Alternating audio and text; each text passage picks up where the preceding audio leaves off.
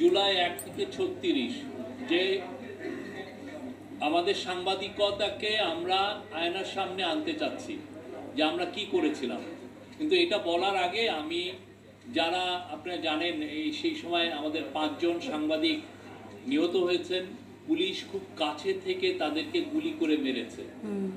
আমাদের অনেক সাংবাদিক আহত হয়েছেন, অনেক সাংবাদিক এখনো ট্রমাটাইজ। তারা যেই সমস্ত ভয়াবহ দৃশ্য দেখেছেন, পুলিশের যে ব্রুটালিটি দেখেছেন, তার থেকে তারা আসলে এখান থেকে মুক্ত হওয়া, এই সিন থেকে, এটা আমার মনে হয় সময় সাপেক্ষ ব্যাপার।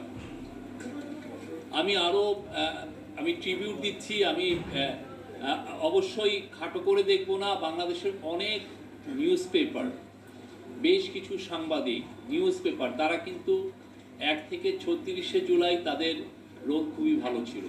এটা অসহনীয় একটা পরিবেশে তারা থেকে 15 বছরের যে হাসিনা শাহীর যে একটা ডিক্টেটরশিপকে, রক্তচক্ষুকে তারা ইগনোর করে তারা যে জার্নালিজম করেছে, এই যে মৃত্যুর হিসাব দেওয়া, কতজন মারা যাচ্ছেন, আমরা তখনও প্রকৃত চিত্র পাইনি। তারপরেও দেখবেন যে অনেক পত্রিকা অনেক বাধা সত্ত্বেও, একদিকে ডিজিএফআইয়ের ফোন কল, আর একদিক দিয়ে হচ্ছে পলিটিশিয়ানদের ফোন কল, আর একটা হচ্ছে ছাত্রলীগ, যুবলীগ এবং সাংবাদিক লীগের চোখ রাঙানি, সব কিছুকে উপেক্ষা করে বাংলাদেশের বেশ কিছু সংবাদপত্র ভালো জার্নালিজম করেছে। আমরা তাদেরকে স্যালুট জানাই। অবশ্যই আমরা একটা জিনিস আমরা দেখেছি, সেটা হচ্ছে যে এই প্রচুর সংবাদপত্র, ওয়েবসাইট, এবং তার মধ্যে কেউ কেউ নিজেরা বলেন যে আমরা রেসপেক্টেড নিউজ ওয়েবসাইট, তারা আমরা দেখেছি তাদের রোলগুলো কি। সাংবাদিকতার একটা বড় জিনিস হচ্ছে আপনি কি রোল প্লে করেন, সেটা কিন্তু সবাই ডকুমেন্টেড করে ফেলে। আমি একটা নিঃশ্বাস ফেললাম, এই নিঃশ্বাস ফেলাটাও দেখবেন যে একটু পরে ডকুমেন্টেড হয়ে গেছে।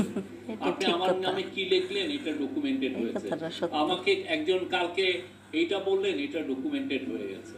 তো জার্নালিজমের একটা বড় সমস্যা হচ্ছে আপনি দালালি করবেন আর মানুষ ডকুমেন্টেড করবে না, এটা ভাইবেন না। আপনার প্রত্যেকটা দালালি খুব ভালোভাবে ডকুমেন্টেড হয়ে গেছে। আপনি কোথায়, আপনি যেই কাজগুলো করেছেন, দালালি তো শুধু 1 থেকে 36 জুলাই পর্যন্ত তো আর করেন নাই।